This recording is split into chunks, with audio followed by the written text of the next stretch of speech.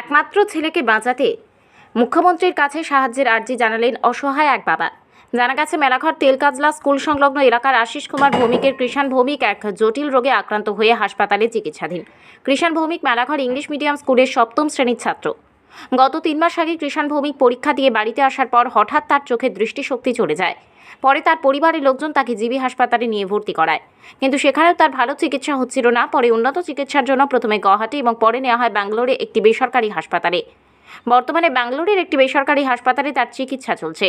একদিকে তার চোখের দৃষ্টিশক্তি হারিয়ে গেছে, অন্যদিকে সে কথাও বলতে পারছে না।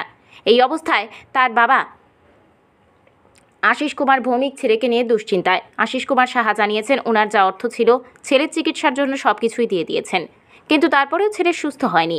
বর্তমানে আশিস কুমার নিঃসহায় এবং অসহায় হয়ে পড়েছেন।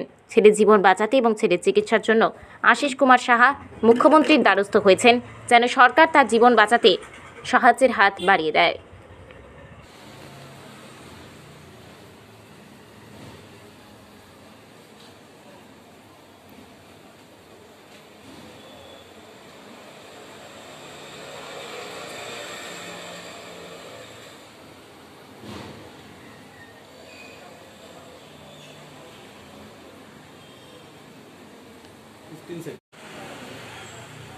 নমস্কার, আমি আশিস কুমার ভৌমিক। আমার বাড়ি মেলাঘর তেলকাজলা। আমার একমাত্র ছেলে কৃষাণ ভৌমিক মেলাঘর ইংলিশ মিডিয়ামে ক্লাস 7-এ লেখাপড়া করত।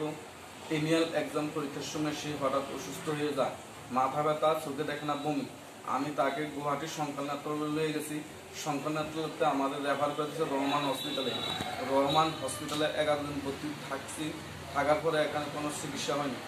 আমি তার বাড়িতে নিয়ে এসেছি, বাড়িতে এনে কলকাতা নিউরো সায়েন্স হসপিটালে নিয়ে গেছি। নেওয়ার পরে সে 15 দিন আইসিইউ ভর্তি আসিল। সেখানে তারা বলছে তাদের কোনো মেডিসিন নেই। তখন তাকে আমি বাড়িতে নিয়ে আসি। আমি এখন সব শেষ। নিউরো সায়েন্স হসপিটালে আমার 7-8 লাখ টাকার মতো খরচ হয়েছে। তাকে চিকিৎসা করার মতো আমার আর সামর্থ্য নাই। তারপর আমি তাদের বেঙ্গালুরু নিমান্স হসপিটালে এসেছি। নিমান্স হসপিটালে আজকে 11 দিন আমি আছি। সেখানে শুধু পরীক্ষা নিরীক্ষা চলতে আছে, কিন্তু তাকে চিকিৎসা করার মতো সামর্থ্য আমার কাছে আর নাই।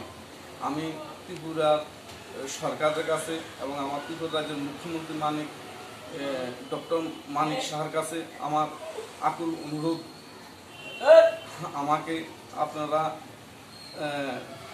সাহায্য করেন।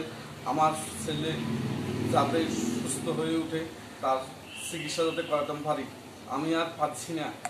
আর এছাড়া আমি আমার ত্রিপুরা জনগণের কাছে এবং আমার ভারতবর্ষের জনগণের কাছে আমার অনুরোধ, আমার ছেলের সুচিকিৎসার জন্য আপনারা যে যা পারেন আমাকে সাহায্য করেন। আমার ছেলের চিকিৎসা যাতে আমি করাই নিতে পারি।